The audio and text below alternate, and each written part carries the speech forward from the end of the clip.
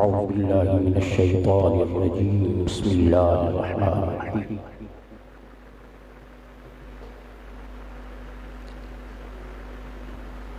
अल-अख़िल्लाउ यौमइज़िन बअदुहुम लिबअदिन अदुव्वुन इल्लल मुत्तक़ीन। सल्लल्लाहु अलैहि वसल्लम।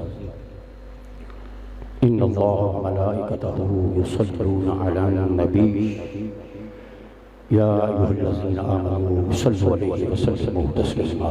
दुरूद पाक पढ़ें। अस्सलातु वस्सलामु अलैका या सय्यदी या रसूलल्लाह व अला आलिका व अस्हाबिका या सय्यदी या हबीबल्लाह।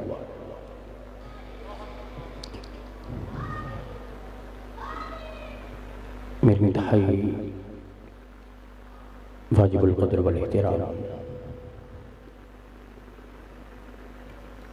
गुलहाए गुलशने सादात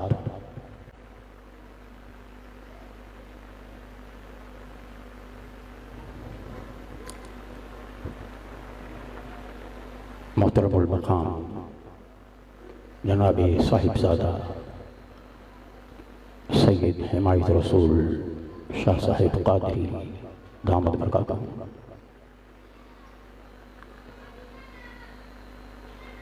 मोहतरमुल मकाम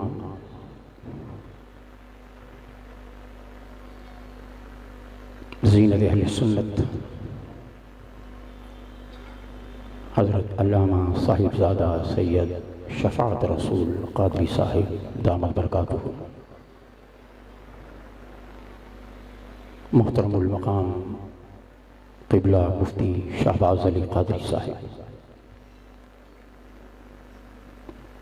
जनाब साहिबजादा मोहम्मद उस्मान सिद्दीकी साहिब, हाजी शेख मोहम्मद अमीनुल कादरी साहिब, मोहतरम जनाब अमजद कुरैशी साहिब, दीगर उलमाए किराम, मेहमानान गिरामी क़द्र व हाज़रीन मजलिस,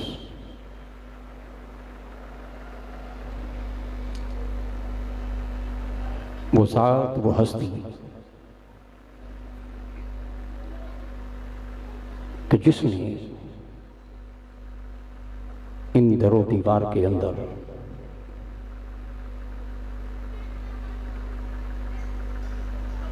इल्म, तालीम दीन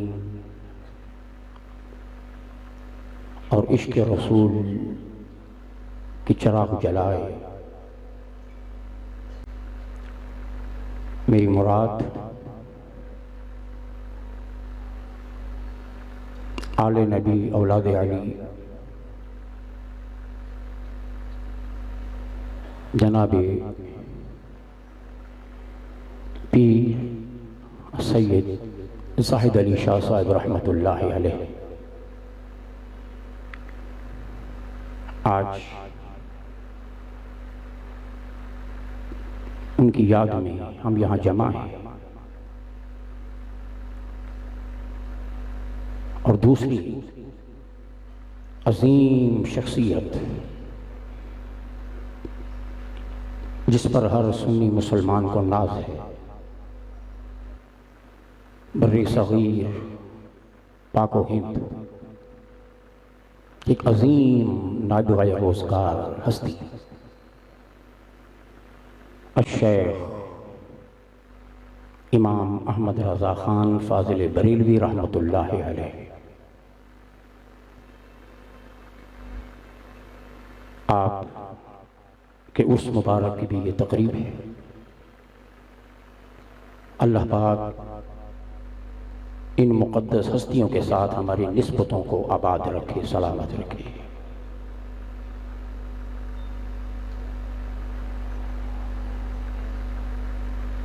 आज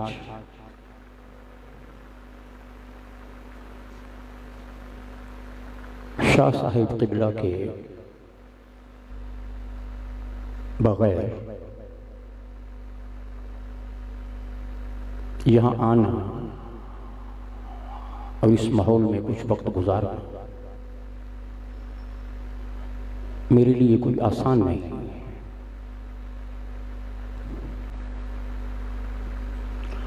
लेकिन इसमें भी कोई शक नहीं कि कुछ लोग ऐसे होते हैं कि उनकी कब्रें दिलों में बनती हैं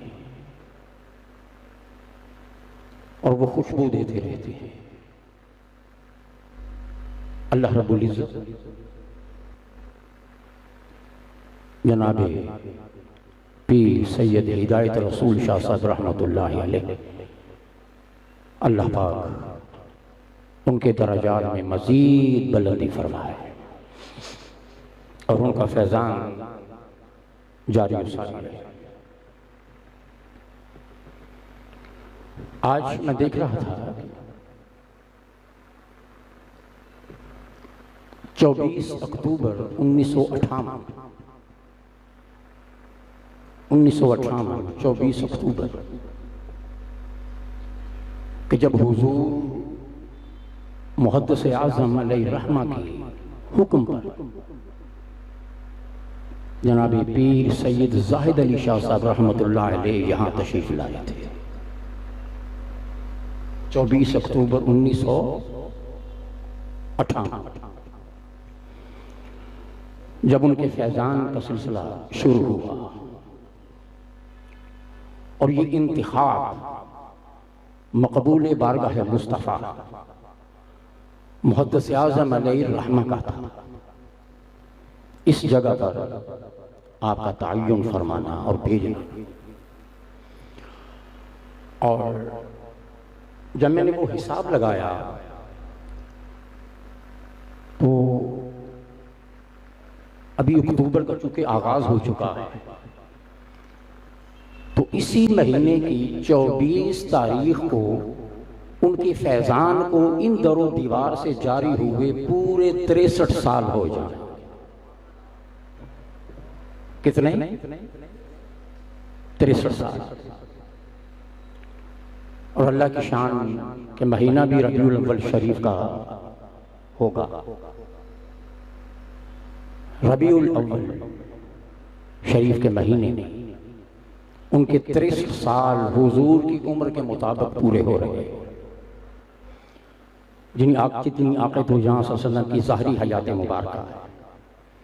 इतने साल हुजूर पीर सैयद जाहिद अली शाह साहब अलैहिर्रहमा की फैज़ान का चश्मा यहाँ से जारी हुआ, उतने साल यानी 63 साल।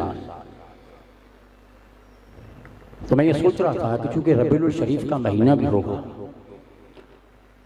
अब शुक्राने के तौर पर 63 पाउंड का एक केक तो बनता है रबीउल अव्वल शरीफ के अंदर।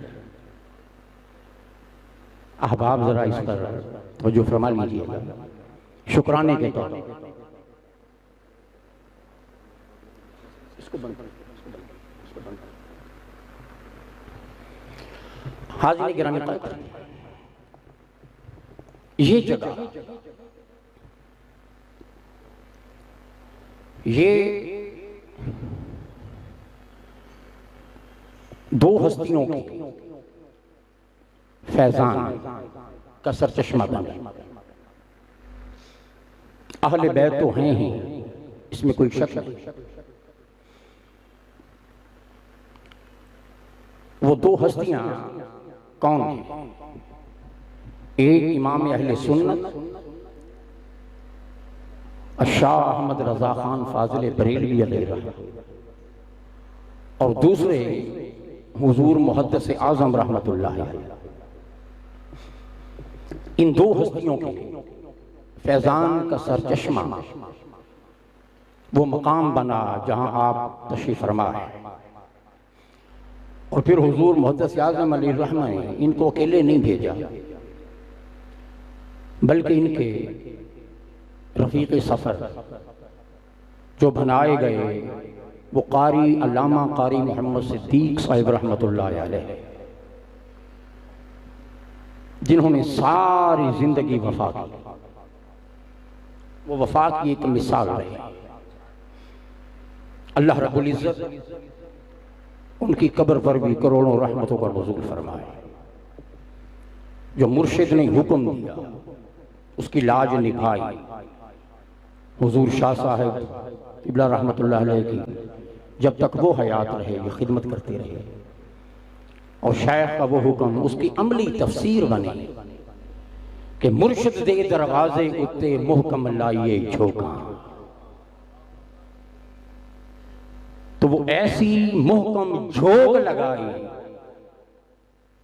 कि फिर तादमे विसाल इसी खिदमत के सिलसिला से फिर वो वाबस्ता रहे।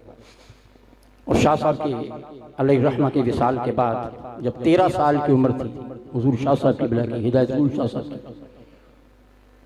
तो फिर चूंकि तालिब इल्मी का ज़माना था, फिर सरपरस्ती करते रहे, मुसलसल सरपरस्ती करते रहे, ताकि जामिया इस्लामिया में मिनहाजुल कुरान से फरागत के बाद शाह साहब की बिला यहाँ तक लाए और फिर इंतज़ाम संभाला। वो अजीम हस्ती, वो अजीम शख्सियत जिनके साथ हमारे कई साल गुजरे, शब रोज़ हमारे इकट्ठे गुजरे, और अब भी वो जलवतें वो खलवतें याद आती हैं तो एक अजीब सी मुसर्रत का एहसास होता है, और इसे हम अपनी सआदत समझते हैं। हुजूर क़िबला पीर सैयद हिदायत रसूल शाह साहब अलैहि रहमा, उनकी संगत और उनकी मईयत, और फिर जब उन्होंने अपने काम का आगाज किया तो उनकी हथेलियों पर कुदरत ने 4 चराग रखे। कितने? 4 चराग रखे। एक फैजान आला हजरत का चराग, एक हुजूर मुहद्दिस आजम के फैजान का चराग,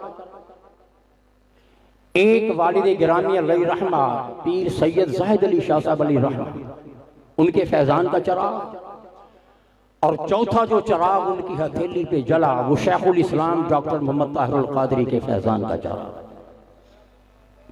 मिनहाजुल कुरान की चराग का फैजान। ये चारों रोशनियों के वारिस, 4 चरागों के वारिस सैयद हिदायत रसूल शाह साहब अलैहि रहमा, और इन्होंने भी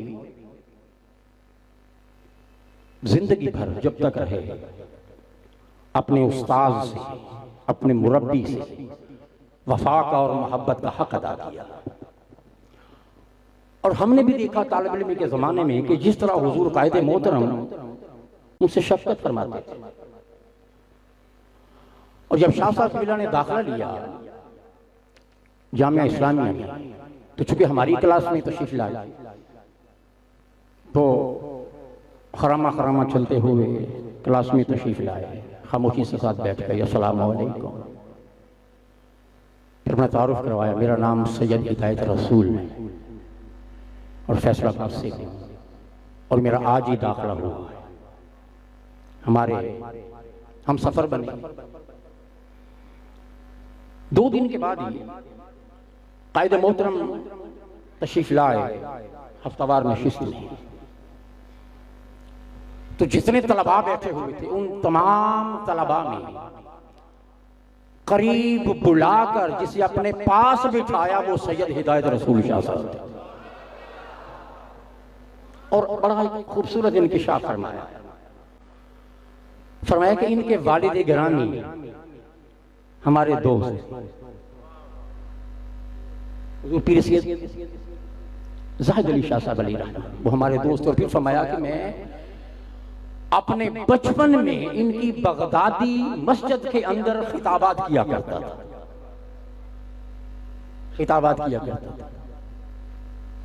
बस उसके बाद तो फिर शाह साहब सबकी आंखों का तारा। और फिर जब MA का इम्तिहान दिया तो भावलपुर यूनिवर्सिटी से दिया, हमारी क्लास जिन्होंने MA का एग्जाम देना था तो वो भावलपुर इस्लामी यूनिवर्सिटी से दिया हमारे साथ हुजूर शाह साहब की। और वो जितना अरसा हम पेपर्स के दौरान वहां रहे, वो शब रोज वो बड़े कमाल के थे। वो इतनी बेतकल्लुफी, वो हंसी, वो मजा, वो सुबह, वो शामें, वो उनका रंग ही अजीब था। और कमाल के शफकत का आलम ये कि वो सैयद अपने हाथ से हमें खाने बना बना कर खिलाते,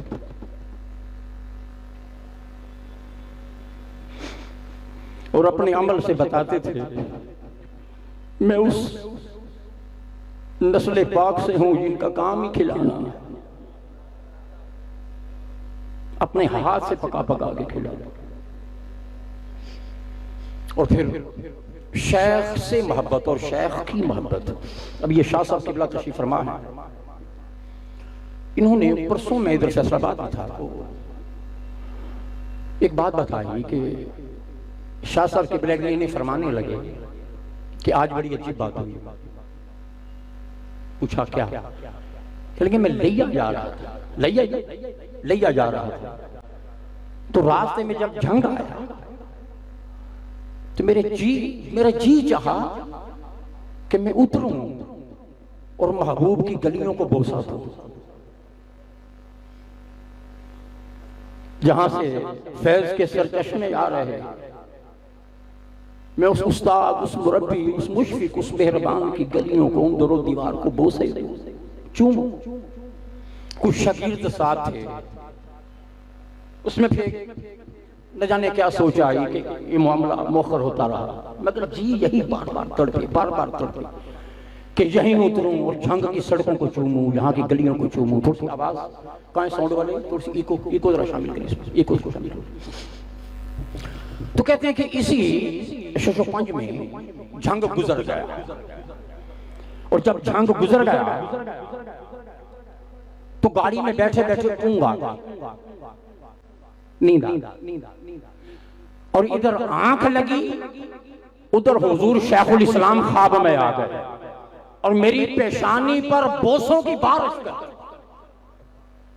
बेतहाशा मुझे चूमा, बेतहाशा मुझे चूमा, बेतहाशा मुझे चूमा। ये होते हैं मुर्शिद। अगर ये ख्वाहिश इनकी अगर पूरी नहीं हो सकी तो उन्होंने फरमा दिया कि बेटा घबराओ नहीं, अगर तुम नहीं चूम सके तो हम चूमने आ रहे हैं।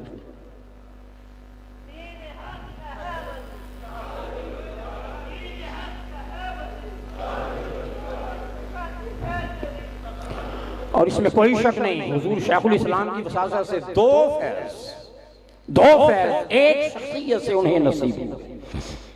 एक फैज तो हुजूर शेखुल इस्लाम का, और दूसरा फैज हुजूर शेखुल इस्लाम की वसातत से सैयदी आला हजरत फाज़िल बरेलवी अलैहिर्रहमा का फैज। आप फरमाते हैं कि लाहौर में जब मैं शिफ्ट हुआ और इब्तदाई दिनों के अंदर समनाबाद के अंदर रिहाइश थी, और मतलब उन दिनों में बीमार हो गया, गुर्दे की कुछ तकलीफ हो गई, तो इन्हीं तकलीफ के दिनों में एक अजीब मंजर मुझे कुदरत ने दिखाया, अजीब मुशाहदा हुआ आलम रोयत के अंदर। ऐसे मैं घर से बाहर हूं और मेरे कानों में आवाज आई, किसी ने कहा कि आप बाहर हैं और आपके घर में आला हजरत तशरीफ लाए, आला हजरत फाज़िल बरेलवी आपके घर में तशरीफ लाए। कहते हैं कि मैं दौड़ा, घर आया तो मैंने देखा कि आला हजरत सामने जलवा फरमा है और सफेद रंग की इहराम जैसा लिबास है। कहते हैं कि जब मैं करीब गया तो बेसाख था, वो उठे और उठकर उन्होंने मुझे सीने से लगा, और जब सीने से लगाने लगे तो सीने पाक से जो इहराम था वो सिरक गया, सीना मुबारक सामने आ गया। कहते हैं कि वो सीना मेरे सीने से लगाया और जिसकी ठंडक वाज़े तौर पर मैंने अपने सीने में महसूस की। इसका मतलब ये दो मुजद्दिदों का विसाल है, दो मुजद्दिदों का विसाल। पिछली सदी के मुजद्दिद ने अपने फैजान की इस वरासत को, इस फैजान को आने वाली सदी के मुजद्दिद को मुंतकिल कर दिया, मुंतकिल कर दिया। तो आप यकीनन इसमें कोई शक नहीं, जिसे मिनहाजुल कुरान का फैज़ मिलता है उसे यकीनन इस सूरत में आला हजरत फाज़िल बरेलवी का फैज़ान भी नसीब होता है। मिनहाजुल कुरान इसकी इनफरादियत में, इसके फ़रोग़ में आपकी बरक़ात भी शामिल है, आपकी तवज्जुहात और दुआएं भी शामिल हैं। इसलिए वो इंसाइक्लोपीडिया की तकरीर में जो कलाम मैंने पेश किया था उसमें चंद लाइन है। ये वो कलाम है, मेरा कलाम कि जिसको मैं खुद इल्हामी कलाम कहता हूँ। उसकी वजह, इसका एक बैकग्राउंड है, रूहानी वजह है। ये जो कुछ चंद लाइनें जो मैंने लिखी थी, जो इंसाइक्लोपीडिया की तकरीर में लाहौर में मैंने पेश किया, उसकी चंद लाइन है। ये मैंने लिखा नहीं था, मुझे लिखवाया गया। वो चंद लाइन है कि वो सैयद हिदायत रसूल शाह साहब रहमतुल्लाह अलैह का मुरब्बी, शेख और वो उस्ताद, उस शख्सियत के अंदर क्या क्या रंग अल्लाह ने रखे। बुखारी और मुस्लिम निसाई के जलवे, गजाली की उक़दा कुशाई के जलवे, यही रूमी राजी, यही अस्कलानी, यही मंजरे जुर्रते अल्फसानी, यही फैज़ गौसुल वरा मिल रहा है, यही रंगे अहमद रजा, यही रंगे अहमद, बोले यही रंगे अहमद रजा मिल रहा है।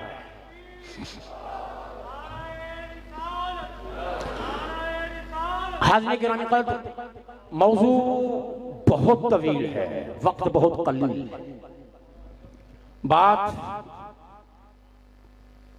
जब आला हज़रत फाज़िल बरेलवी अलैहिर्रहमा की तो फिर एक उम्र चाहिए आला हज़रत को समझाने में।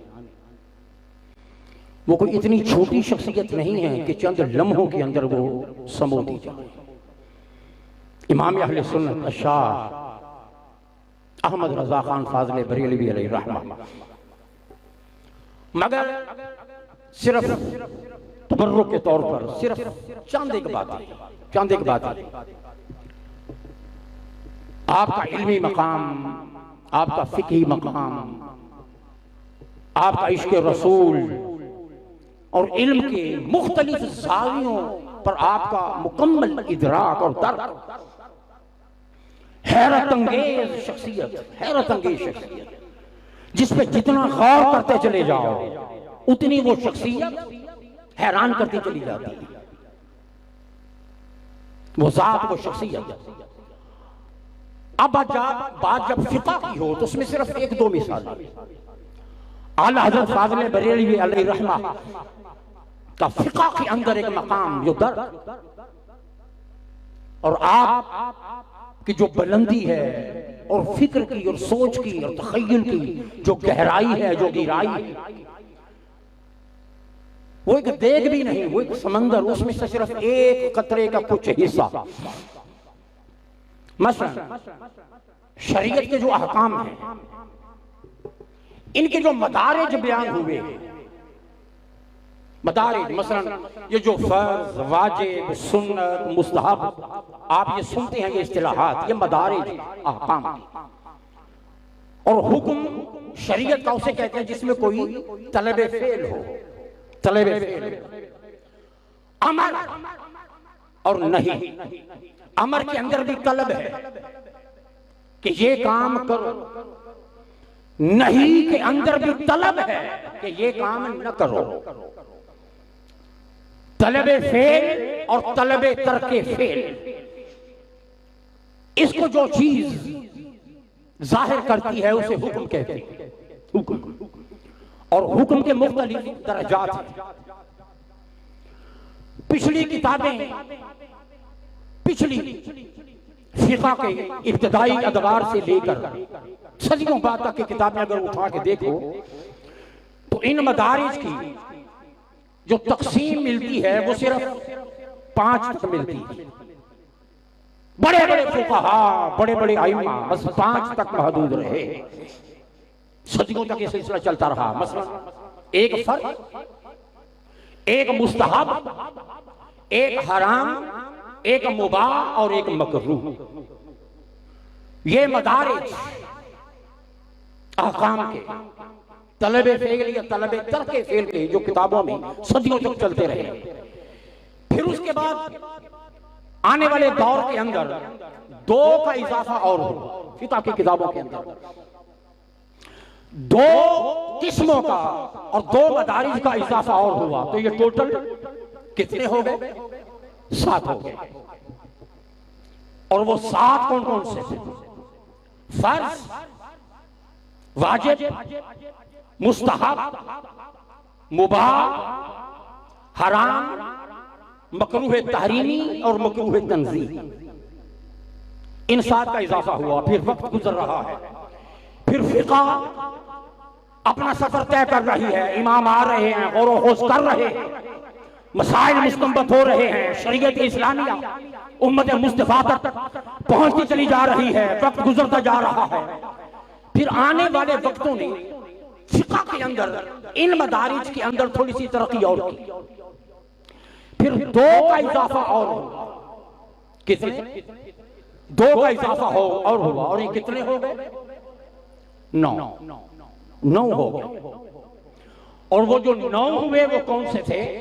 फर्ज, वाजिब, सुन्नत मुअक्कदा, आगे सुन्नते बोले, सुन्नते गैर मुअक्कदा, फिर मुस्तहब, नंबर 6 मुबाह, नंबर 7 हराम, नंबर 8 मकरूह तहरीमी और नंबर 9 मकरूह तंज़ीह। बस 9 तक रहे, सदियों यही सिलसिला चलता रहा।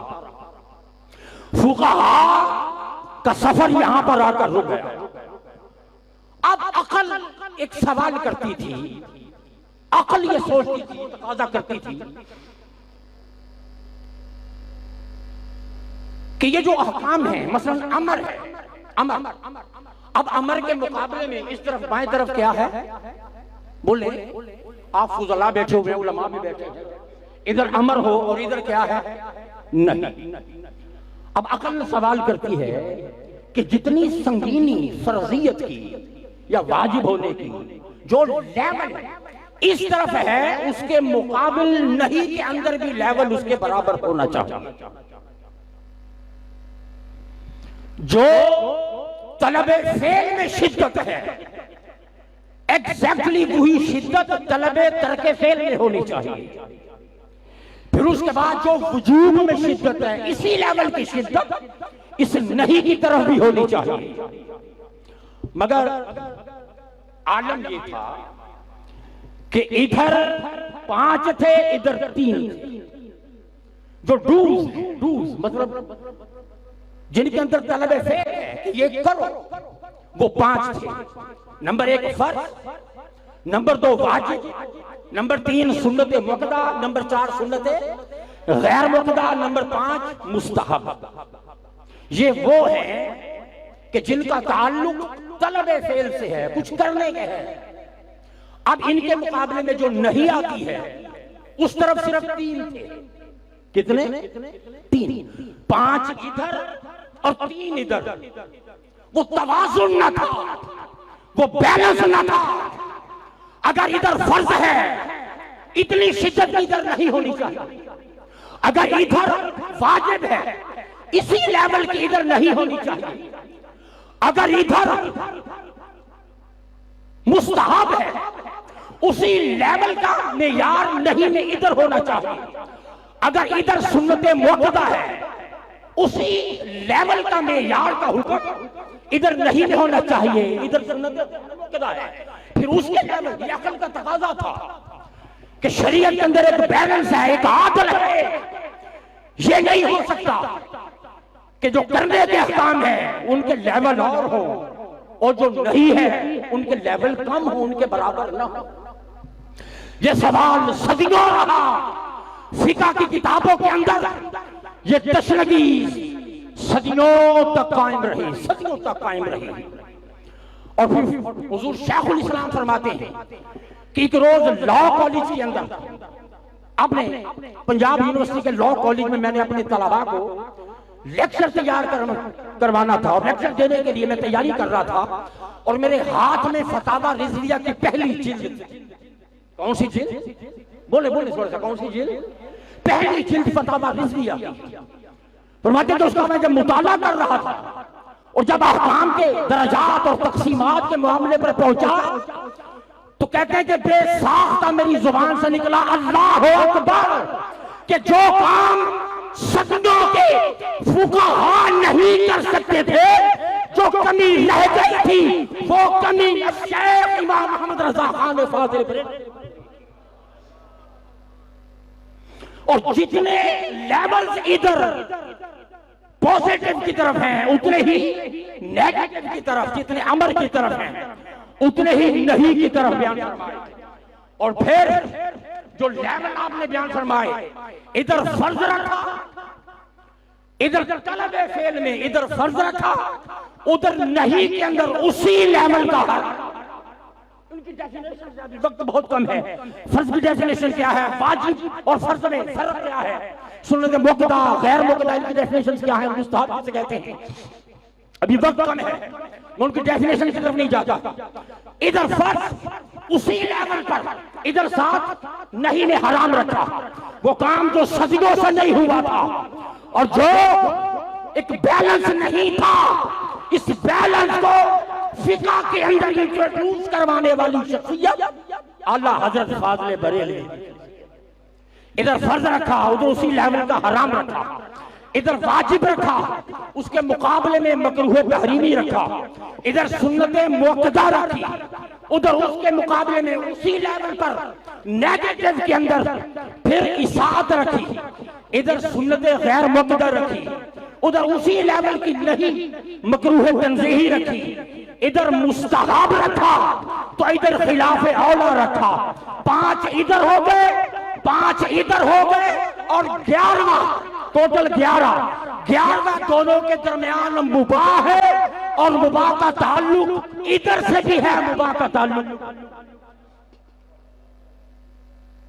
फरमाते हैं कि ये मेरी अकल दंग रह गई कि सदियों के अंदर जो काम किसी फकीह ने न किया, वो काम सदियों की तशनगी जिसने पूरी की, वो इमाम अहले सुन्नत शाह अहमद रजा खान फाजिल बरेलवी। फिर आगे हाज़िर गिरामी कदर मसलन मसला तयम्मुम में बड़ी अक्लों को हैरत में डालने वाला जो फतावा है, फतावा रिज़विया, कुछ 34, 35, 36 हजार के करीब सफहात बनते हैं, 3 जिल्दों 30 जिल्दों फतावा रिज़विया। इसके अंदर मसला तयम्मुम, मसलन ये किन किन चीजों पर तयम्मुम हो सकता है, किन किन चीजों पर तयम्मुम जायज नहीं, जवाज़े तयम्मुम और अदम जवाज़े तयम्मुम, कि इन चीजों पर तयम्मुम हो सकता है, इन चीजों पर नहीं हो सकता। इससे आला हजरत से पहले वो चीजें कि जिन पर तयम्मुम जायज था, जो फुक़हा ने जिसकी तस्रीहात की थी, उनके मुताबिक जायज की सूरतों में उन चीजों की तादाद 74। कितनी? 74। फुक़हा ने कमोबेश को 1500 साल का जो फिका का और इस्तिंबात का जो सफर है, फिर उसे आगे जब बाकायदा इसकी तदवीन हुई, बाकायदा इसने अपना सफर इमाम आज़म अबू हनीफा उनसे जब ये सफर शुरू हुआ तो सच तो फिका का सफर कहां तक पहुंचा था कि टोटल वो चीजें कि जिन पर तयम्मुम जायज है उनकी तादाद फिका किताबों में टोटल वो 74 तक थी, 74। और आप अगर फतावा रिज़विया उठाकर देखेंगे तो आला हजरत फाजिल बरेलवी अलैहिर्रहमा ने इन 74 के अंदर 107 और चीजों का इजाफा किया। कितनी? 107। तो टोटल इस तादाद को 181 तक पहुंचा दिया।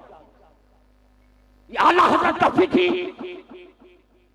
मकाम और आपकी निगाह की वो गहराई और गहराई, और फिर वो चीजें कि जिन पर तयम्मुम जायज नहीं है, उनकी तादाद टोटल फिका के सदियों के सफर में जो तादाद पहुंची थी वो टोटल 58 थी। कितनी? कि जिन चीजों से तयम्मुम जायज नहीं है उनकी तादाद टोटल कितनी थी? 58। आला हजरत ने 72 और चीजों का इजाफा किया कि जिनसे तयम्मुम जायज नहीं। इन 58 के बाद 72, तो टोटल 130 चीजें लिखी कि जिनके साथ तयम्मुम जाए नहीं। हाज़िर गिरामी कदर, ये कौन कर सकता है? ये वो कर सकता है जिसकी निगाह चीजों की माहियत के अंदर भी जा रही है। इसकी नेचर क्या है, इसका मिजाज किससे मिलता है, इसकी माहियत किसकी माहियत के साथ अटैच हो रही है। तो यहां तक दिक्कतें नजर आला हजरत फाज़िल बरेलवी अलैहि रहमा, इसी तरह फतावा रिज़विया अगर आप पढ़ें तो हैरत के दर खुलते चले जाते हैं। और इसमें कोई शक नहीं, वो सामने एक बैनर लगा हुआ है, लिखा इसमें कोई शक नहीं, खुदा की कसम अपने दौर के इमाम आज़म अबू हनीफा का नाम अहमद रज़ा खान, अहमद रज़ा खान। आइए फिर उसके बाद अगर आप ये समझे, ये सोचें कि हमने तो सारी जिंदगी यही सोचा है, आला हज़रत, इसमें कोई शक नहीं, इश्क़ रसूल के अंदर जो तजदीदी काम और जिस तरह बेबाकी के साथ गुस्ताखी के फितने खुल रहे थे, दरवाजे खुल रहे थे, और तरह तरह की खलीज किस्म की इबारतें, मुसलमान कंफ्यूज हो रहे थे, परेशान हो रहे थे, अकायद पे गर्द आ रही थी। वो साथ जिसने बाकायदगी के पढ़ते हुए और गुस्ताखी के पढ़ते हुए सैलाब के आगे बांध बांध कर दीने मुस्तफा को बचा लिया, उस साथ का नाम अहमद रज़ा खान फाज़िल बरेलवी। ये तजदीद का काम है, तजदीद दीन का, कि गुस्ताखी के दरवाजों ऐसे दलाइल के अंबार लगा दिए, एक एक दलील पुकार पुकार कर कह रही थी, लोगों अदब मुस्तफा है तो सब कुछ है, अदब नहीं तो कुछ भी नहीं। आला हज़रत शायरी के जरिए, नसर के जरिए, नज़म के जरिए। फिर उसके बाद अब हम देखते हैं कि दीनी खिदमत में तो आपका बहुत बड़ा मकाम है, किस हवाले से, लेकिन अगर आप मुजद्दिद हैं, 14वीं सदी हिजरी के मुजद्दिद इमाम अहले सुन्नत शाह अहमद रज़ा खान फाज़िल बरेलवी, इसमें कोई शक नहीं। तो मुजद्दिद का एक काम तो कौम को बेदार करना भी होता, कौम के सियासी मामलात से, कौम के समाजी मामलात से मुजद्दिद लाताल्लुक नहीं रह सकता। हो मुजद्दिद और कौम गुमराही की तरफ जा रही हो, ये हो नहीं सकता कि मुजद्दिद उस पूरी कौम की रहनुमाई न करे। अब आला हज़रत का मजहब से हटकर, दीनी तजदीद से हटकर इस उम्मत मुस्लिमा और बर्रे सगीर पाक और हिंद की उम्मत को बेदार करने में आला हज़रत का किरदार क्या है। आओ आला हज़रत के दौर को देखो, उस ज़माने को देखो कि फितने किस तरह मुंह फाड़ कर उम्मत मुस्लिमा के तशख़्ख़ुस को तबाह करने के लिए निकले हुए थे। गांधी ने एक तहरीक शुरू की थी, तहरीक तर्क मुवालात। ये तहरीक तर्क मुवालात ये मुसलमानों के तशख़्ख़ुस को निकल रही थी, और इसके मुताबिक ये था, और इसके साथ बहुत सारे मौलवी शामिल हो गए, बहुत सारे अहले इल्म भी उसके साथ शामिल हो गए। तहरीक तर्क मुवालात का मतलब ये था कि अहले किताब यानी अंग्रेज, उनके साथ हर तरह का मुकाता करो, हर तरह का ताल्लुक तोड़ो, और हिंदुस्तान के अंदर ये दारुल हर्ब है, इसको दारुल हर्ब डिक्लेयर कर दिया गया। अब चूंकि दारुल हर्ब है, अब इस हिंदुस्तान के अंदर तुम्हारा रहना नहीं है, निकल जाओ, हिंदुस्तान छोड़ो, अफगानिस्तान की तरफ कूच कर जाओ। इस तहरीक का आगाज हुआ कि ये दोस्तियां, मुवालात कहते हैं दोस्ती, कुर्बत को, ताल्लुक, ये दोस्तियां जो ताल्लुक ये नाते हैं उनसे तोड़ो। अगर आपकी प्रॉपर्टी है, घर है, कारोबार है, औनो पौने उसे बेचो, दारुल हर्ब है, यहां पर आपने रहना नहीं है, निकल जाओ, कूच कर जाओ, हिजरत कर जाओ। इस दारुल हर्ब के अंदर अगर मजीद रहोगे तो तुम्हारा नुकसान होगा। दारुल हर्ब डिक्लेयर कर दिया गया। शाह अब्दुल अजीज ने भी किया था अलैहि रहमा, मगर उस वक्त हालात और थे, तो वो फतवा दुरुस्त था। अब जो फतवा दिया गया ये बाकायदा उन नाम निहाद उलमा की तरफ से कि जिन्होंने इस्लाम का लिबास और चौका पहना हुआ था, मगर सूरत हाल बाद में क्या बने ये आगे चल कर करता हूं। निकल जाओ यहां से, कारोबार छोड़ दो, मुलाजमतें छोड़ दो, जो है जिसके पास एज इट हुई छोड़ो, अपनी चीजें बेचो और निकल जाओ यहां से, कूच कर जाओ अफगानिस्तान की तरफ चले जाओ, कहीं चले जाओ। मगर ये दारुल हरबैया की बहुत बड़ी साजिश थी, ये अल्लाह हजरत का दौर, ये एक बहुत बड़ी साजिश थी इस बर्रे फकीर की उम्मत के खिलाफ। अब इसके अंदर, इस माहौल के अंदर, और इसकी साजिश एक्चुअली थी क्या, ये मैं आगे चलकर करता हूं। इसी माहौल के अंदर जब ये बेचैनी फैली और फतवे आ गए कि यहां से हिजरत करना जरूरी हो गया है, तो कुर्बान जाए उस सदी के मुजद्दिद अपने मकाम पर खामोश नहीं रहे, एक किताब लिखी और उस किताब का नाम अल हुज्जतुल मुहतमिना बि आयतिल मुमतह।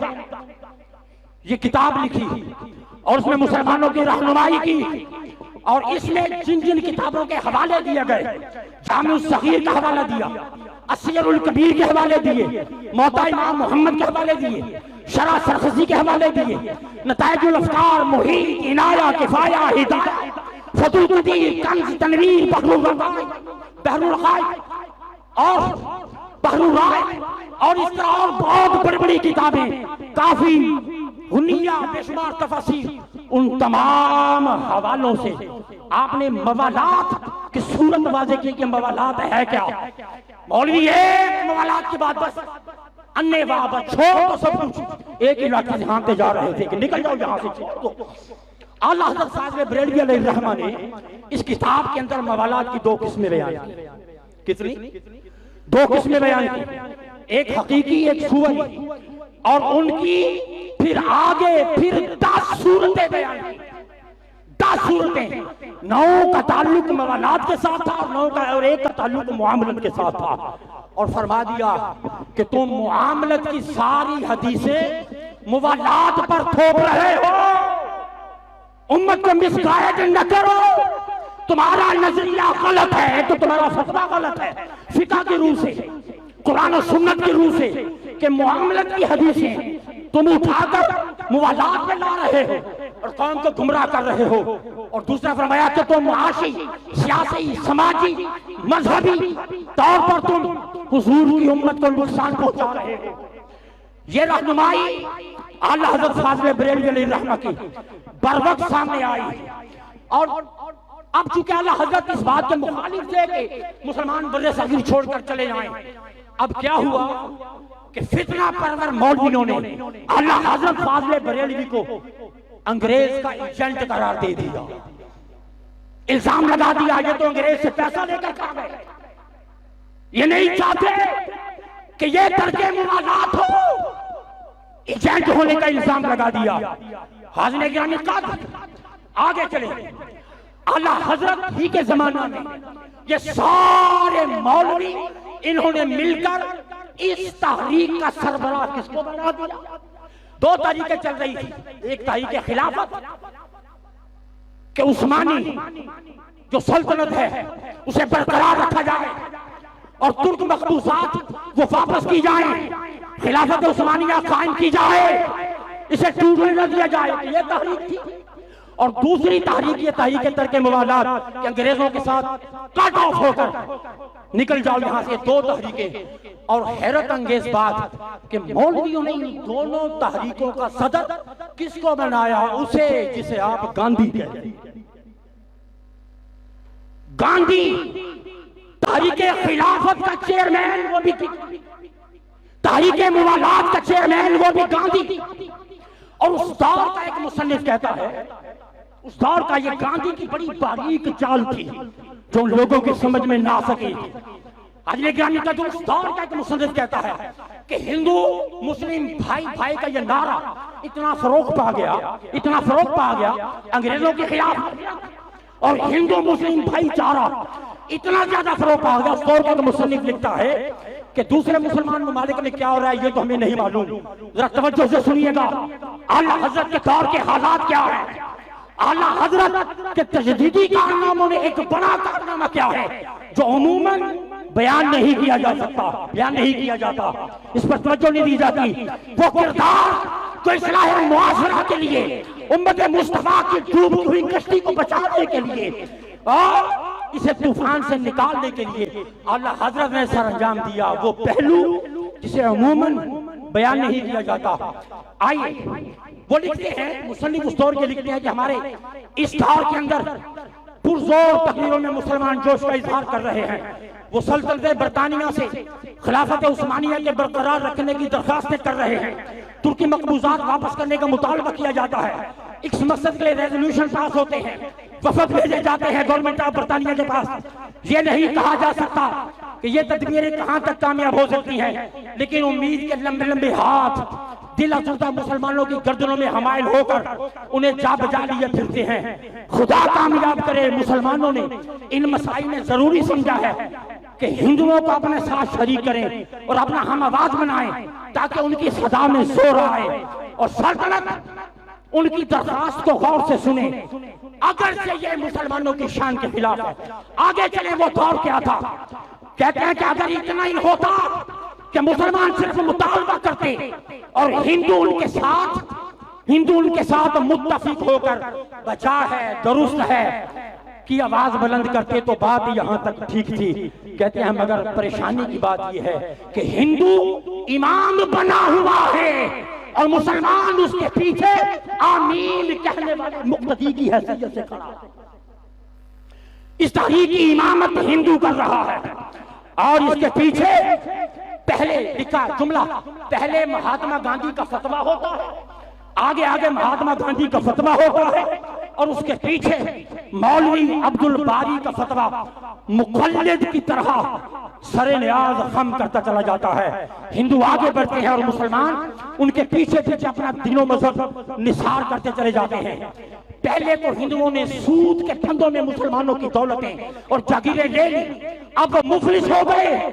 अब मकामात मुक़द्दसा और सल्तनत इस्लामिया की हिमायत की आड़ में मजहब की दौलत भी इनसे छीन रहे हैं और इन मुसलमानों ने बेदर्दी के साथ जिस तरह जायदादें लुटाई, आज इसी तरह मजहब भी फिदा कर रहे हैं। कई हिंदुओं की खातिर कुर्बानी और गाय का ज़बीहा तर्क करने की तजवीज़ें मुसलमानों में पास हो रही थी। अगर हिंदू गाय को ज़िबा करना पसंद नहीं करते तो हम उनकी दिलजोई के लिए गाय ज़िबा नहीं करेंगे और इस्लामी शायर मिटाने की कोशिशें की जा रही थी। कहीं आम आहंगी की खातिर वो कशका जिसे कहते हैं हिंदू जो अपने माथे पे लगाते हैं, मुसलमान भी अपने माथे पे ये कशके लगाना शुरू हो गए। ये आला हजरत का दौर है। और फिर कहीं बुतों पर फूल चढ़ाए दिखा, कहीं बुतों पर फूल चढ़ाए जाते हैं, कई बुतों पर रियोड़ियां चढ़ाई जाती हैं। और आला हजरत के एक खलीफा सैयद सुलेमान अशरफ उन्होंने अपनी किताब अन-नूर के अंदर लिखा है कि गाय की कुर्बानी मुसलमानों से छुड़ाई जा रही है, पेशानियों पर कशका लगाया जा रहा है और मंदिर मुसलमानों का मुकद्दस मकाम बनता चला जा रहा है। होली की जो एक रस्म है वो मुसलमानों में दाखिल हो रही है और जब वो शराब के नशे में हिंदू बदमस्त होते हैं तो अहले हुनूद के हाथों से फूल पेश करके उनके पुतों पर ये फूल चढ़ाते हैं। ये हालत हो गई थी बर्रे सगीर के मुसलमान की। और फिर फूलों का ताज असनाम के सर पर रखना खालिस तौहीद बन गया है। ये सारे मसाइल इसलिए इस सूरतों में ढल गए कि हिंदुओं की दिल नवाजी से ज्यादा न तौहीद रही न रिसालत रही। तौहीद पीछे रह गई, रिसालत पीछे रह गई, हिंदू की खुशनुदी आगे बढ़ गई। हाज़िर गिरामी कद ये हालात देखकर गांधी आगे बढ़ा, उसने मुसलमानों के खिलाफ मुसलमानों की तरफ दोस्ती का हाथ बढ़ाया, चकमा देने की कोशिश की कि हम तुम्हारे साथ हैं खिलाफत उस्मानिया की बहाली के लिए, हम तुम्हारे साथ हैं, दीगर जो मामलात हैं तुम बस अंग्रेजों को छोड़ो और जो जैसा तहरीक कह रही है हम हिंदू तुम्हारे साथ हैं, तुम कदम बढ़ाओ हम तुम्हारे साथ हैं वाला तसव्वुर। हाज़िर गिरामी कद्र उसने मुसलमानों को अलहकार बनाया, तहरीक मवालात शुरू कर दी और तहरीक मवालात और तहरीक खिलाफत दोनों का सदर वो बन गया। और मुसलमान यहाँ तक कुफ्र या कलमात बकने लग गए। या अल्लाह हजरत का दौर जो चैलेंज अल्लाह हजरत के सामने खड़ा था, यहां तक कहने लगे कि अगर नबूवत जारी रहती, मेरे मुसलमान कहते, अगर नबूवत जारी रहती और हुजूर पर खत्म न होती तो अगला आने वाला नबी गांधी होता। ये मुसलमानों के तसव्वुरात थे। आला हजरत के दौर की हसासियत और संगीनी को देखो। हाज़िर गिरामी कब और फिर अबुल कलाम आजाद ये बरमला कहा करते थे कि मिस्टर गांधी ने जंगे आजादी में अपनी जान माल दोनों लुटाए, बस वो फिल हकीकत मुजाहिद फी सबीलिल्लाह है। के मुताबिक जिसने जान से माल से जंगे आजादी में जिहाद किया है वो मिस्टर गांधी है। ये अल्फाज अबुल कलाम आजाद के होते थे और कहता था, हमेशा कहता था कि ये मिस्टर गांधी ये हक और सदाकत का कितना अजीब सिपहसालार। ये हालात हो गए थे। एक तरफ कांग्रेसी मुल्ला थे, दूसरी तरफ जो कैंप है वो देखो। उस मुकद्दस कैंप में कौन था? उस मुकद्दस कैंप में एक ताजदारे गोला पीर मेहर। उस कैंप के अंदर अगली शख्सियत पीर सैयद जमात अली शाह, एक शख्सियत कायदे आज़म की थी, एक शख्सियत अल्लामा इकबाल की थी और एक शख्सियत इमाम मोहम्मद रजा खान और एक मुसन्निफ लिखता है इस खौफनाक साजिश के खिलाफ सबसे पहले जिसने सदाए तजाज बुलंद की उसका नाम इमाम मोहम्मद रजा खान। आला हजरत फाज़िल बरेली अलैहि रहमा। हाज़िर गिरामी कदर, फिर आला हजरत ने अल हुज्जतुल मोमिना बिआयतिल मुमतहिना, इसके अंदर अब आला हजरत ने जो रहनुमाई फरमाई इस दौलती हुई नैया के अंदर जो लाहे अमल दिया, जो नजरिया दिया इस्लाम का, वो क्या था? जब हिंदुओं की गुलामी ठहरी, फरमाते हैं ये दो कौमी नजरिया आज जो आप सुनते हैं, जरा तसव्वुर रखें। बर्रे सगीर पाको हिंद पर इस सरजमीन पर पहली जात, पहली हस्ती और पहली शख्सियत जिसने दो कौमी नजरिया दिया उसका नाम आला हजरत। वो आला हजरत है जिन्होंने दो कौमी नजरिया दिया। फरमाया कि ये हिंदुओं की गुलामी, जब हिंदुओं की गुलामी ठहरी फिर कहां की गैरत, कहां की खुदाई? वो तुम्हें मलीच जाने, वो तुम्हें नापाक जाने।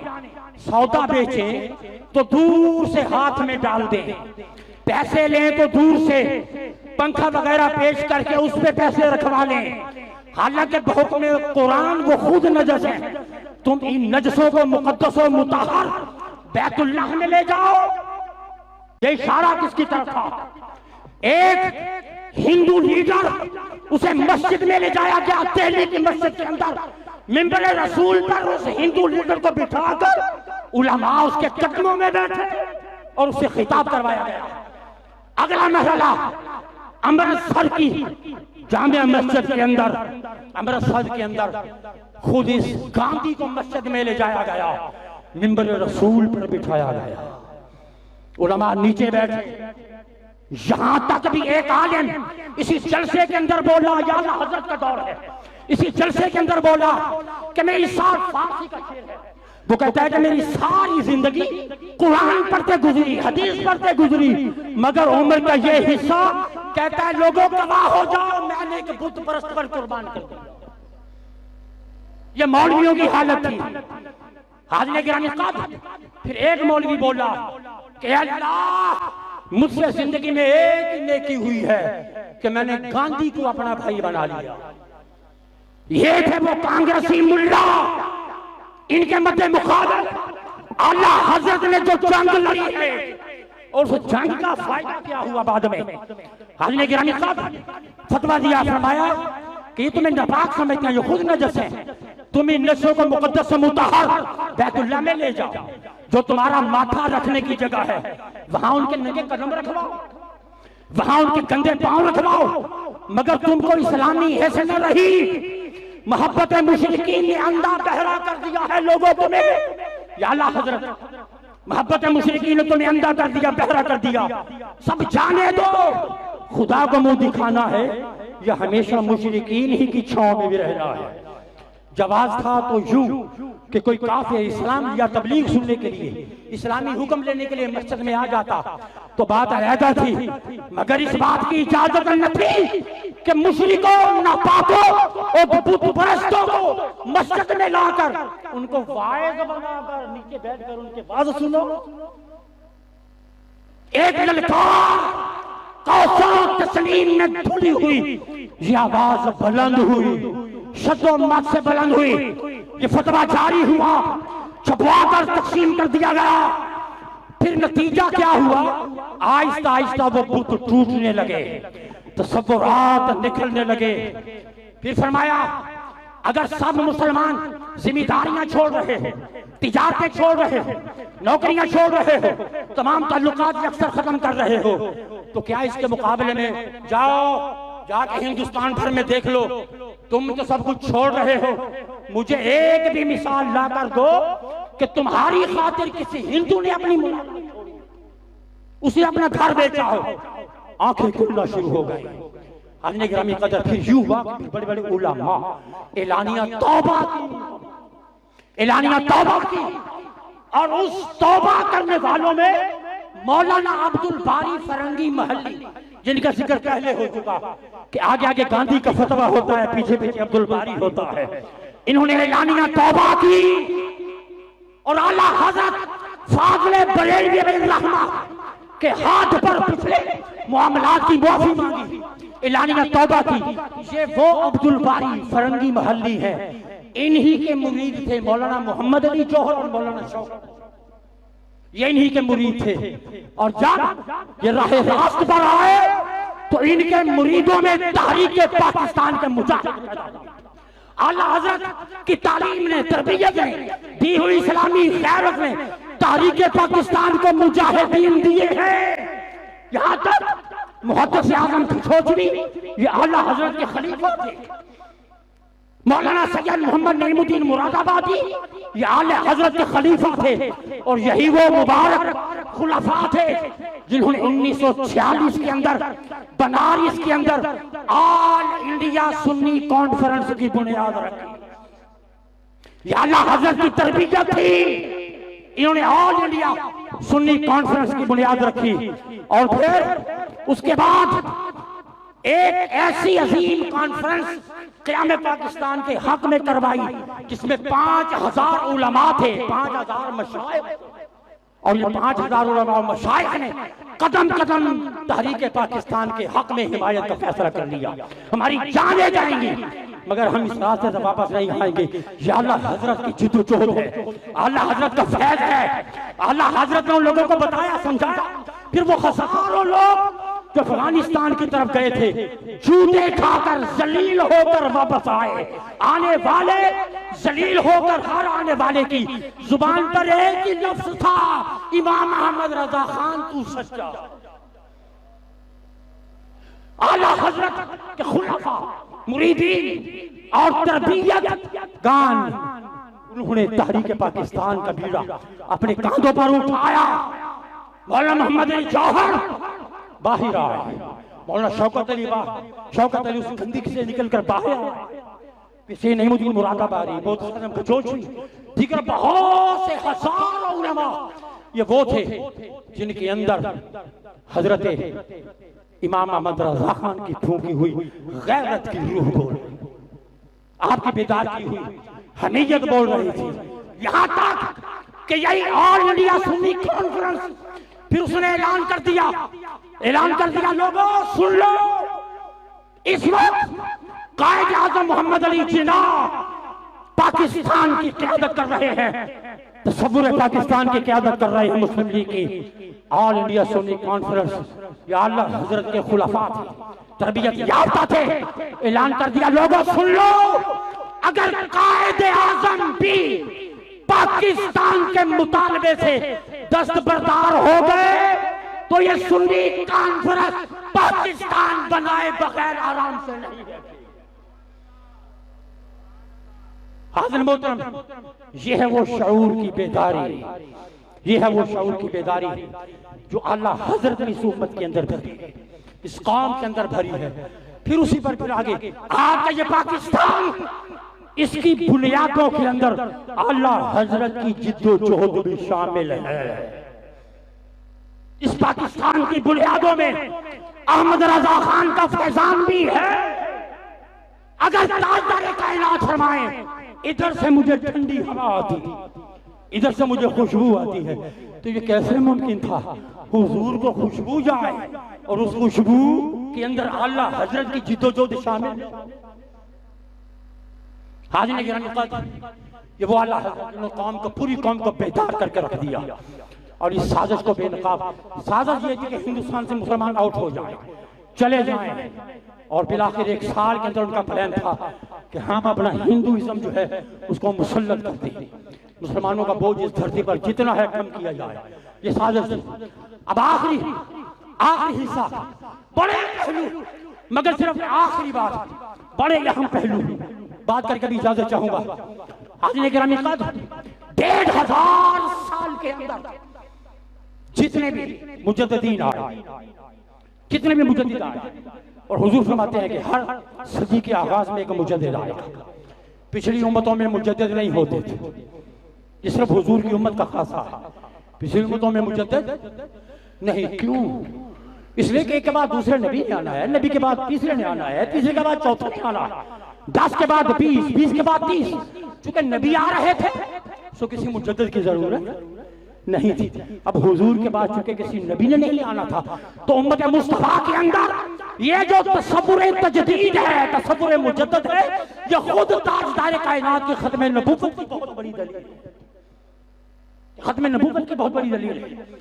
फरमाया कि सदी की हर सदी के शुरू में मुजद्दिद आएगा। अब जितने मुजद्दिदीन आए हैं आज तक, एक चीज सब में कॉमन है, बड़ी अहम बात। एक चीज सिर्फ 10 से लेकर 12-14 मिनट तक, बस यही इंशाल्लाह अपनी बात खत्म करता हूँ, इजाजत। आज ये गिरामी बड़े अहम पहलू की तरफ तवज्जो दिलाना चाहता हूँ।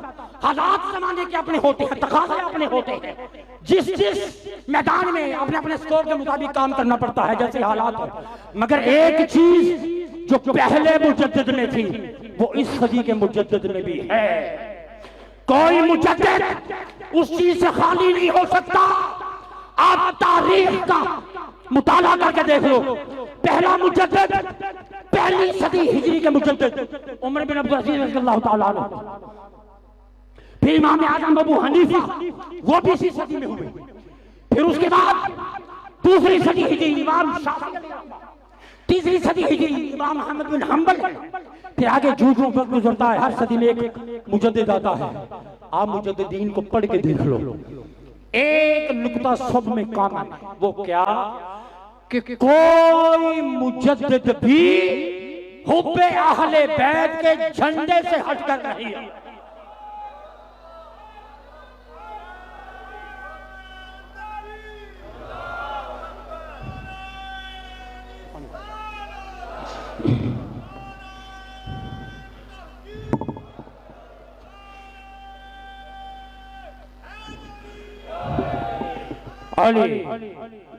अली ये देखिए, ये फिक्री और थॉटफुल बातें थी। तारीख का चैप्टर का, जो कि तारीख और चैप्टर का हिस्सा था, इसे आप बड़े गौर और खौफ तवज्जो के साथ सुनते रहे। मुझे खुश आपकी तवज्जो भरपूर रही। अब आइए थोड़ा सा इश्क को बेदार करें। मूड है नाराए हैदरी, अली का नारा खैबर तोड़ देता है। क्या करता है? और अगर आपको नींद आई हुई है तो मेरा ईमान है अली के नारे में इतनी ताकत जरूर है कि आपकी आंखों से नींदों के तंबू तो उखाड़ ही सकता है। आप लगाएं नारा, लगाएं।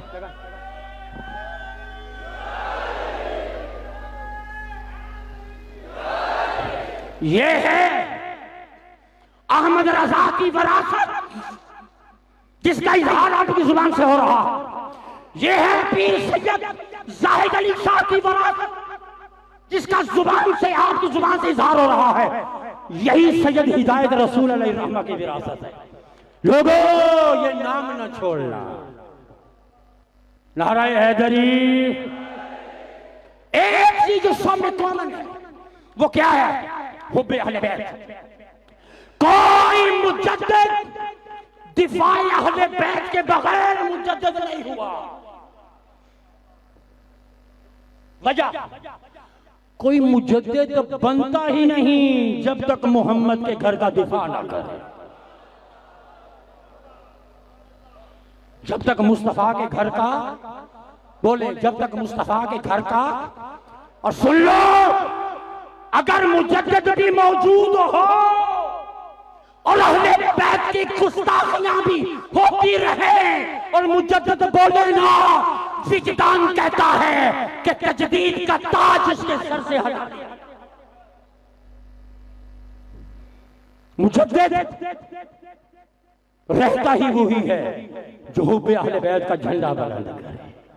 पहला मुजद्दिद हजरत उमर बिन अब्दुल अजीज रज़ियल्लाहु ताला अन्हु 90 साल से बदमाशी हो रही है। 90 साल से मस्जिदों के मिंबरों से अली मुर्तजा को सब सितम किया जा रहा था, गालियां दी जा रही थी। कोई बदतमीज खतीब उसका खिताब बगैर बदतमीजी के पूरा नहीं होता था। वो मिंबर से नीचे आता ही नहीं था जब तक लानत का तौक अपने गले में न पहन ले। ये रास्ता किसने रोका? पहला मुजद्दिद आया, उसने कहा खबरदार, सबो सितम का रास्ता बंद है। आज के बाद अली मुर्तजा को बुरा भला नहीं कहा जाएगा। ये रास्ता रोका पहले मुजद्दिद ने। शख्स आ गया, यजीद अमीरुल मोमिनीन, फरमाया इस खबीस को 20 कोड़े मारो। यजीद को अमीरुल मोमिनीन कहता है। पूरी खिलाफत इस्लामिया के अंदर एक मैसेज पहुंच गया कि खबरदार, अब एहतियात। अब हुब्बे अहले बैत का अलंबदार आ गया। फिर इमाम आजम अबू हनीफा अलैहिर्रहमा, लोगों ये कौन है इमाम आजम? 80 कोड़े मारे गए। इमाम हसन के बलबोते इमाम नफ्से ज़किया की हिमायत नहीं छोड़ी, अहले बैत की हिमायत नहीं छोड़ी, कोड़े खा लिए। यहां तक कि जेल के अंदर ही जहर से इमाम आजम की शहादत हुई। हुब्बे अहले बैत के रास्ते में जहर पीना भी कबूल कर लिया। किसने? इमाम आजम अबू हनीफा ने। दूसरी सदी हिजरी इमाम शाफी डंके की चोट पे कहते हैं, तुम मुझे अली अली करने पर शिया कह रहे हो, जाओ अली अली करना ही राफजी होना है तो सुन लो मैं राफजी। फिर आगे चलो, अगली सदी हिजरी इमाम पैदी को उठा के देखें, इमाम तख्तावी को उठा के देखें, हुब्बे अहले बैत से सरशार। फिर उसके बाद 5वीं सदी हिजरी के मुजद्दिद हुजूर गौसे आजम जिलानी, वो तो खुद अहले बैत के शहजादे थे। गौसे आजम होकर दुआ करते थे, अल्लाह अगर मैं अहले बैत के वसीले से दुआ न करूं तो तू अब्दुल कादिर जिलानी की दुआ भी कबूल न करना। अगली सदी, इसी 5वीं सदी में इमाम गजाली हुए मुजद्दिद। इमाम गजाली, और गजाली वो है, जरा मुजद्दिदीन के अकायद देखो, नजरियात देखो। इमाम गजाली वो है जो फरमाते हैं कि मौला अली आसनुल कसस सफा 50 फरमाते हैं कि वो घोड़ा जिस पर मौला अली बैठते थे वो घोड़ा भी जन्नत में जाएगा। बोले वो घोड़ा भी, बोले जन्नत में जाएगा। फिर उसके बाद 6ठी सदी हिजरी ख्वाजा गरीब नवाज शास्त हुसैन, बाद बोल दे शास्त हुसैन। बोलो वाले इस रुबाई का भी इनकार किया गया है। असर हादर के फितरों में एक बड़ा फितना ये भी, और इस पर बड़ी दलील से गुफ्तगू हो सकती है। इंग्लैंड के अंदर, लंदन के अंदर, इंडियन आर्म्स लाइब्रेरी के अंदर 7 कदीम नुस्खे मौजूद हैं। किसके? ख्वाजा गरीब नवाज के दीवान के। और अल्लाह की शान, उन 7 दीवानों में ये रुबाई मौजूद।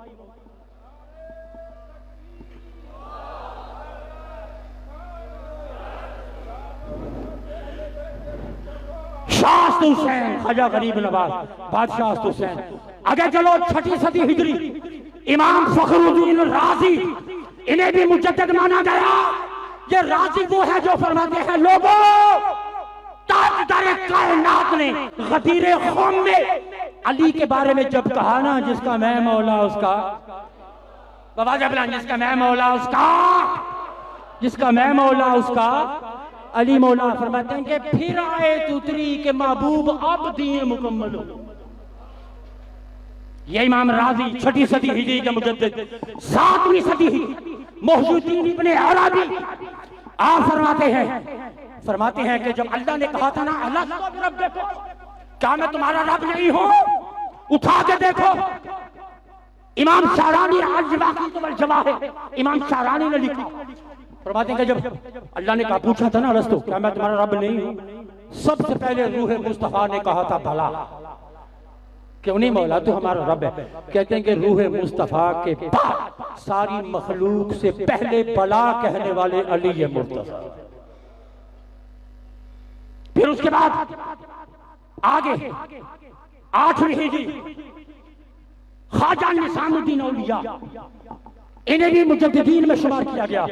और आप फरमाते थे कि दाऊद अलैहिस्सलाम जब लोहा हाथ में लेके नरम करते थे तो लोहा नरम कैसे होता था। वक्त का ये रूहानी मुजद्दिद फरमाता है कि दाऊद अलैहिस्सलाम हाथ में लोहा लेते थे, लोहा लेकर अली का नाम लेते थे, लोहा नरम हो जाता। आवाज खोल दो थोड़ी तो इको शामिल कर दो।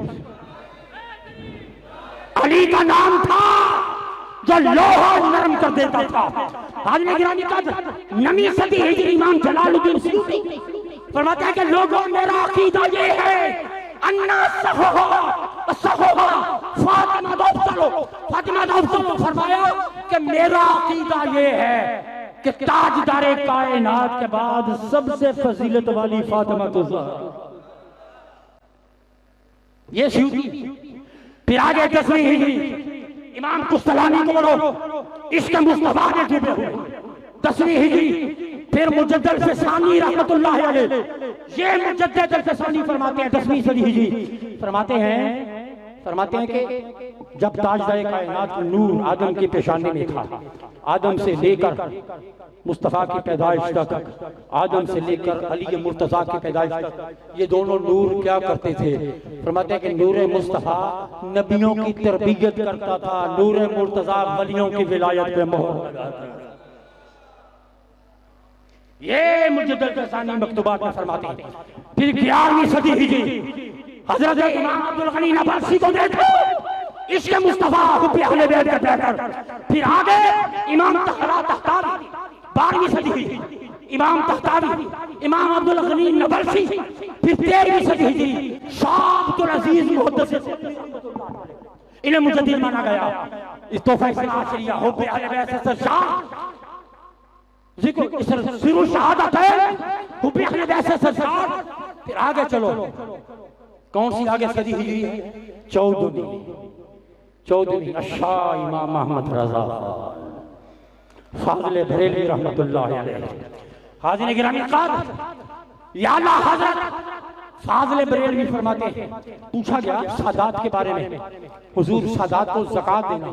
अब आला हज़रत और तहफ़्फ़ुज़ अहले बैत, आला हज़रत और मोहब्बत अहले बैत सादात के, ये जो ज़कात का अमल है क्या ये सादात को दे सकते?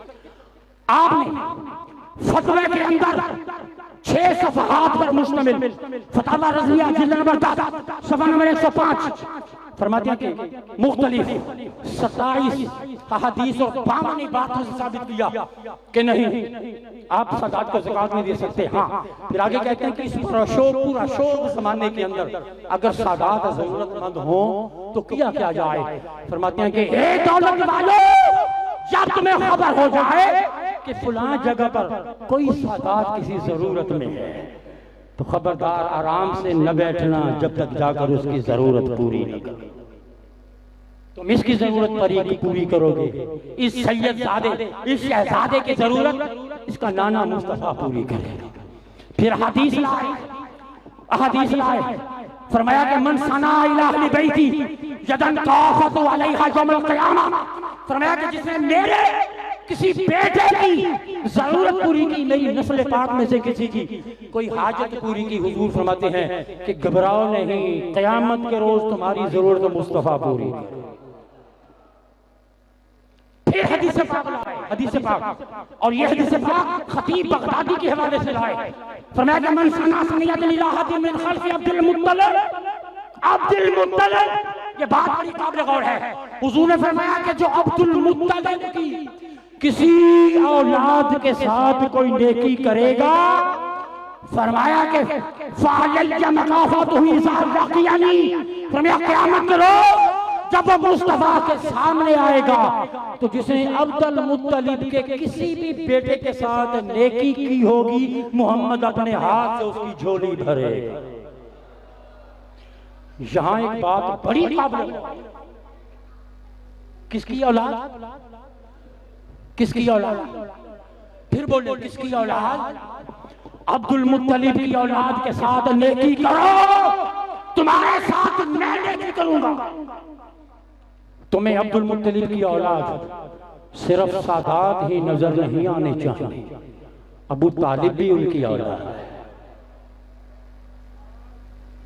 अब आप समझिए, फरमाया कि अब्दुल मुत्तलिब की औलाद के साथ और जालिमों को चाल नहीं कर सकते तो कम से कम ये बकबाकी बंद कर दो, ये कुफर और जहन्नमी की मशीनें ही बंद कर दो। शायद मुस्तफा इस बात का भी हया फरमा दे कि इसने कम से कम जुबान तो नहीं खोली थी ना मेरे अबू तालिब के बारे में। अब्दुल मुत्तलिब की औलाद नेकी करो। हाज़िर निगरान क़दर, फिर बतमाउल कमर है, सफ़ा नंबर 69, फरमाया कि खुदा जरा आंखें खोलकर कुतुब हदीस देखें, जिस कदर खसाइस से वाफरा मौला, खसाइस से वाफरा के मालिक मौला ने मौला मुर्तजा को बनाया है, जो खसाइस से वाफरा अली को अता किए हैं। फरमाया कि इतने खसाइस अल्लाह ने हुजूर के बाद किसी को अता नहीं किए। ये अल्लाह हज़रत फ़ाज़िल बरेलवी, हाज़िर गिरामी क़दर, फिर और कमाल का अक़ीदा अली मुर्तज़ा शेर खुदा के बारे में, फिर हसनैन करीमन, फिर फ़ातिमा ज़हरा के बारे में क्या फरमाते हैं, क्या है वो शेर इमाम अहले सुन्नत का, उस बतूले जिगर पाराए मुस्तफा हुजला आरा इफ़त पे लाखों सलाम, जिसका आंचल न देखा महो माहने, उस रिदाए नज़ाहत बोले पे लाखों सलाम। सैयदा फातिमा तय्यबा ताहिरा जाने अहमद की राहत पे लाखों सलाम। फिर फरमाते हैं हसनैन की बारगाह में दस्तगिए हर दो आलम कर दाए सिबतैन को, ऐ न कुर्बान जाने जान अंगुश्त क्या ली हाथ में।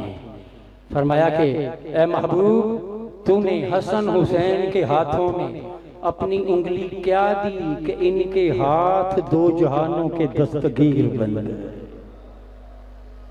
या अल्लाह हज़रत फ़ाज़िल बरेलवी, और फिर फरमा तेरी असले पाक में है बच्चा बच्चा नूर का, तू है ने नूर तेरा सब घराना। यजीद के बारे में आखिरी चंद्र में यजीद के बारे में हुजूर ये बात समझ लो, यजीद के बारे में कंफ्यूज किया जा रहा है। यजीदी मशीनें उनके थाने खुले हुए, यजीद के बारे में पूछा गया, इस कहता है कि वो फासिक व फाजिर नहीं था। हुजूर उसके बारे में क्या ख्याल है, क्या यजीद फासिक व फाजिर नहीं था कि उसको बुरा न कहा जाए। फरमाया यजीद पलीद, क्या बोले यजीद पलीद का लफ्ज बोला अल्लाह हज़रत ने। फरमाया यजीद पलीद अलैहिमा यस्तहिक़ून मिनल अज़ीज़िल मजीद क़तअन यक़ीनन बिजवाए अहले सुन्नत फासिक व फाजिर है, जरी अल कबाइर है, कबीरा गुनाहों पर जुर्रत करने वाला है। इस कदर पर उलमाए अहले सुन्नत का इज़हार और इत्तिफाक है। फिर फरमाते हैं कि इमाम अहमद ने कुफर का फतवा दिया। किसने? आला हज़रत ने लिखा है कि इमाम अहमद ने किसका फतवा दिया है? कुफर का फतवा दिया है। फरमाया कि जो यजीद को फासिक व फजूर न जाने और उसके इन मामलात को फिस्क व फजूर न जाने, वो भी ऐसा ही है कि जैसे उस पर भी वही लानत है जो यजीद। हाल के फिर फतावा रिज़िया जिल्द नंबर 14 सफ़ा नंबर 603 फरमाया कि यजीद बेशक पलीद था, उसे पलीद लिखना भी जायज है, पलीद। फिर आगे फतावा रिज़िया जिल्द नंबर 24 सफ़ा नंबर 508 फरमाया कि जो यजीद को काफिर कहे, आला हज़रत फरमाते हैं जो यजीद को काफिर कहे हम उसे मुरीद इल्जाम नहीं ठहराते, हम उसे मुरीद इल्जाम नहीं ठहराते। क्यों कि ये भी इमाम अहमद बिन हंबल वगैरह आइम्मा अहले सुन्नत का फतवा है। फिर फरमाया मलफूजात आला हज़रत, अब आंखें खोले लाइन सुने, मलफूजात आला हज़रत सफ़ा नंबर 122 172 फरमाया कि यजीद पलीद को अगर कोई काफिर कहे तो हम उसे मना भी नहीं करें, हम उसे मना भी नहीं करें। हाज़िर गिरामी कहते हैं ये वो तसव्वुर मोहब्बत अहले बैत है। और फिर इस दौर के मुजद्दिद हुजूर शेखुल इस्लाम डॉक्टर मोहम्मद ताहिर अल क़ादरी, पिछली सदी के मुजद्दिद ने अपना फैज़ जो इस सदी के मुजद्दिद के सीने में मुंतकिल किया था।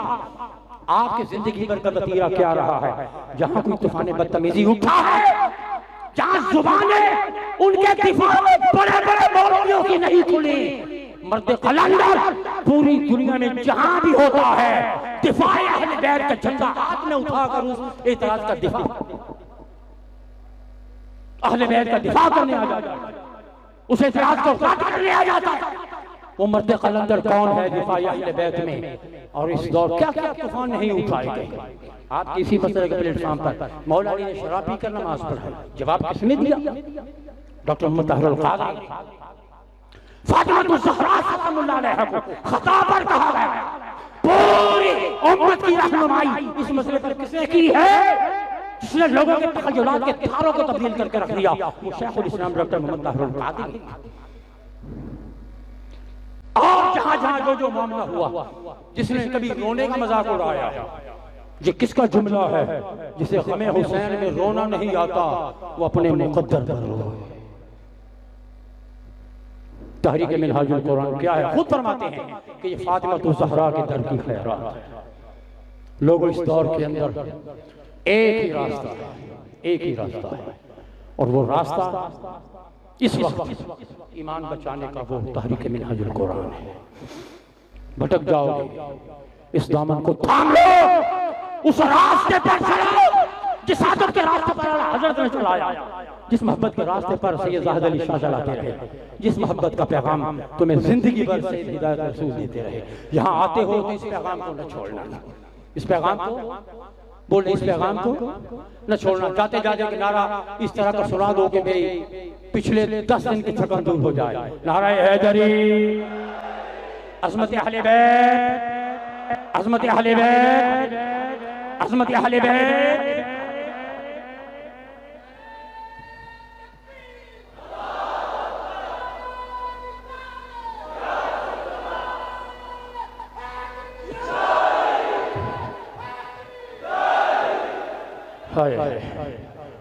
अब इस अंदाज से नारा लगाओ, पता चलेगा ये ईमान वालों का नारा।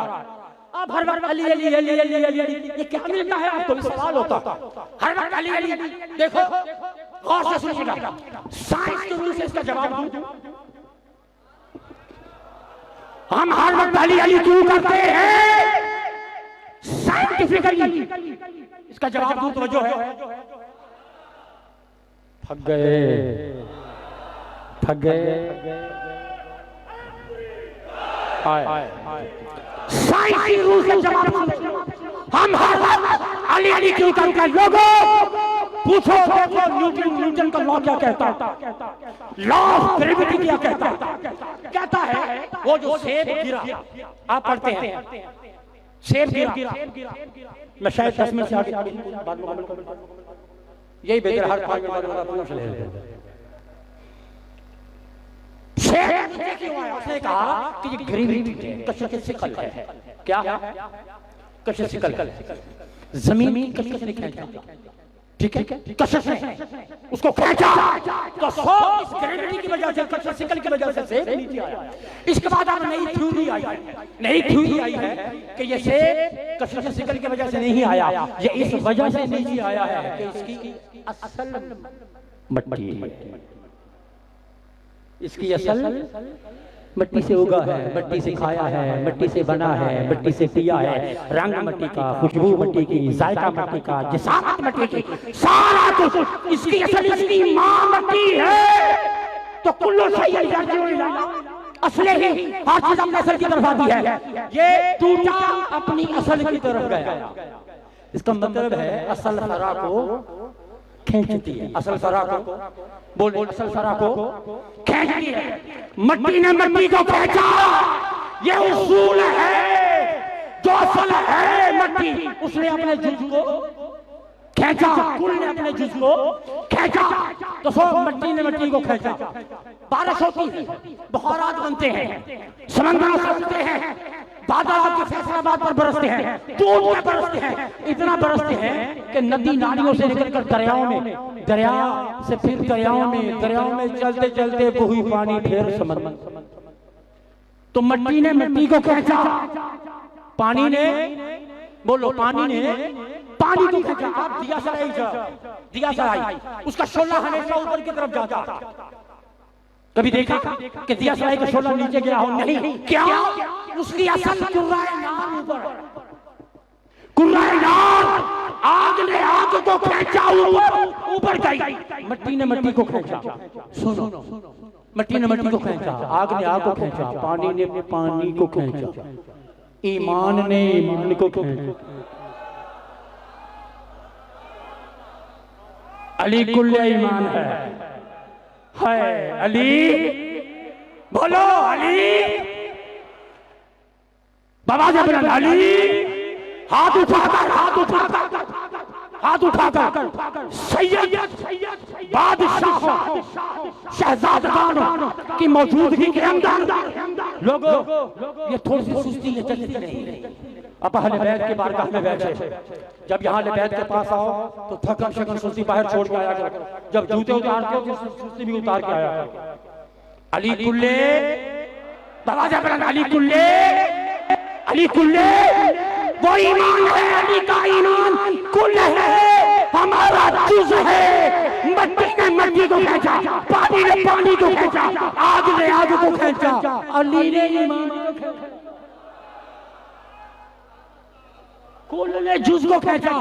सो जहां ईमान होगा वहां अली की खिंच तो आएगी।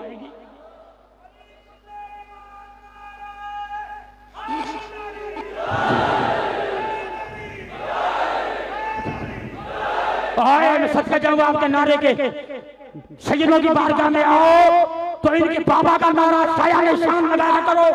क्या एक बात समझ लो, सुन लो, आप हैदर का नारा लगा रहे हो, याद रखो। अगर आप ये समझ रहे हो कि हैदर के नारे में आपके बदन की कुव्वत इस्तेमाल हो रही है, गलत है, गलत है, गलत है। अली का नारा बदन की कुव्वत से नहीं लगता। 2 मिनट के लिए जागेंगे, जागेंगे, जाग रहे हैं। अली का नारा बदन की कुव्वत से नहीं लगता। जो इनकार करते हैं, जो मुनकिर है, उसके बदन में भी तो ताकत होती है, मगर नारा क्यों नहीं निकलता?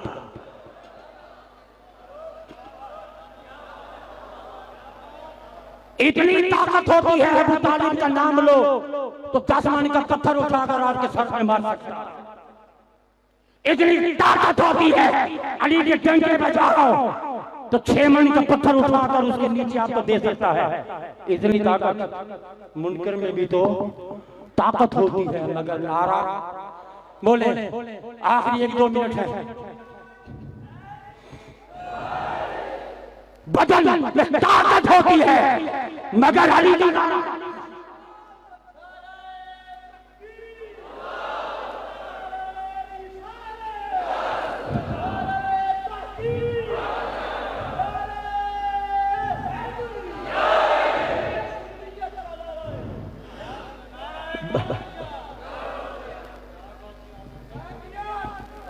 बदन में ताकत होती है, लेकिन कभी गौर नहीं किया कि ताकत होने के बावजूद अली का नारा जुबान पर क्यों नहीं आता, क्यों नहीं आता, क्यों नहीं आता। लोगों, राज ये है कि अली का नारा बदन की ताकत से नहीं लगता, ये माँ की शराफत से लगता।